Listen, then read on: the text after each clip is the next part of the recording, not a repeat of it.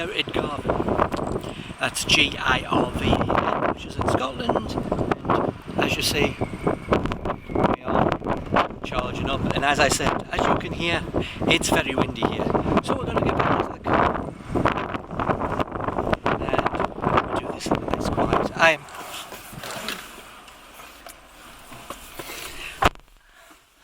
I am nearly finished the charge. I have, it says 15 minutes left. I'm almost at 95%. So, yep, I'm at 95% and it says 15 minutes. I don't know if I'm going to stay and get that 15 minutes or depends on how long this video takes. But as you take it, let's move this here.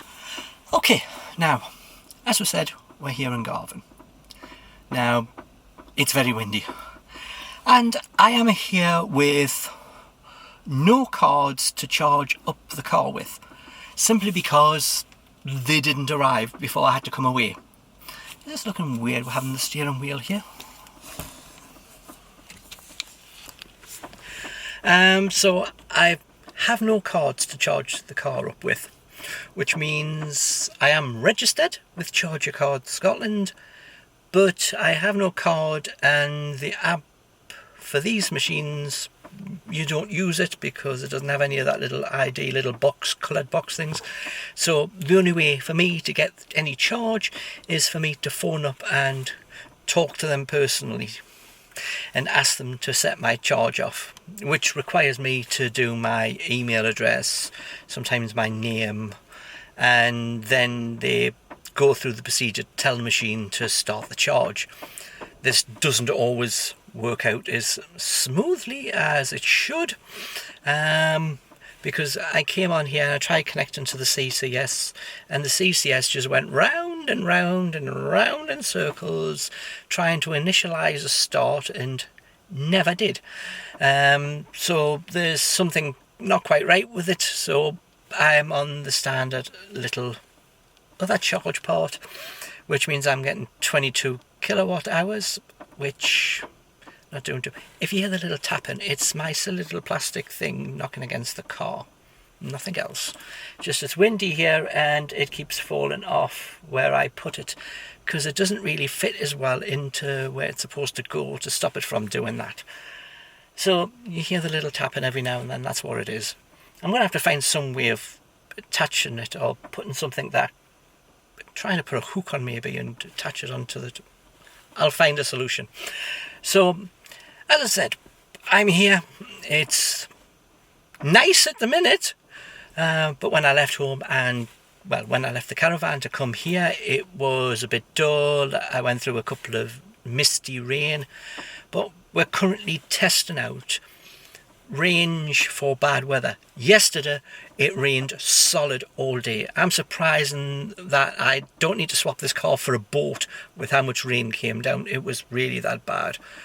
So I'm here, I'm going to be finishing off soon, then I can get going. I'm heading now back towards the air, but I'm going to go on the coast road to get back.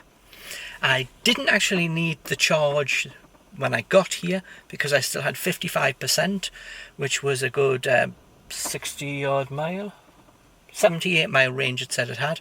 So I didn't need it, but the thing comes is that I'm here for a while because I went to the shops and did all of that. I haven't sat in the car the whole time.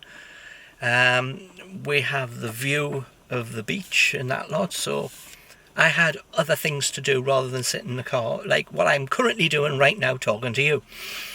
But this is not the real having an EV, is not attaching it to the charger and then sitting while it charges, because that can take some time if you're on a very slow charger. So I am leaving here soon and we'll head up. I might be able to put clips of what the road looks like. I have set up a new camera for the car, which is this one, so you get a view on the passenger out. I have this one to set up and attach and do its cabling, because I had to buy a longer cable because it came with a really short cable, which means it would come down, so I bought a longer cable. But as I said, right now it is mentally interested in charging with no cards. Unless I turn up at a charger and someone's kind enough to use their card to start my charge, because at the minute these chargers are free.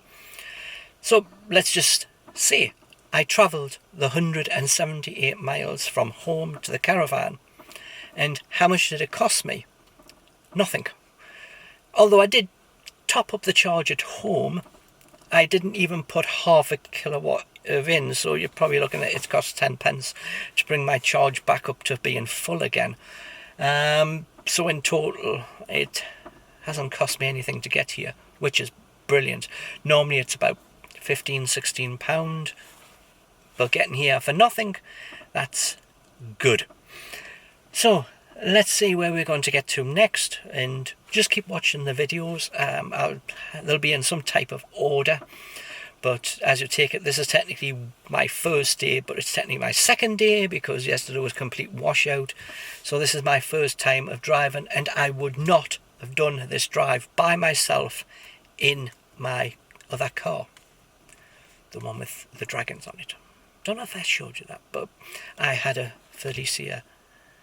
Fabia and had a Felicia before, then a Fabia, and it was on LPG, so it cost 9 pence a mile. So that's where we come up with that. It's costing about £15 to get up here. Running on that, we managed to run up here and did quite well, and we are still doing quite well for range, even though I'm not sure what I'm supposed to do to actually get decent range from the car. I'm getting decent range anyway without trying, so I don't know what happens if I do try and work out what I'm doing to actually get even more range than what I'm currently getting. But we won't hold any breath, but the car's doing really well for its range. So let's see, and I'll see you later. So keep watching, please subscribe. See you in a minute. Bye for now.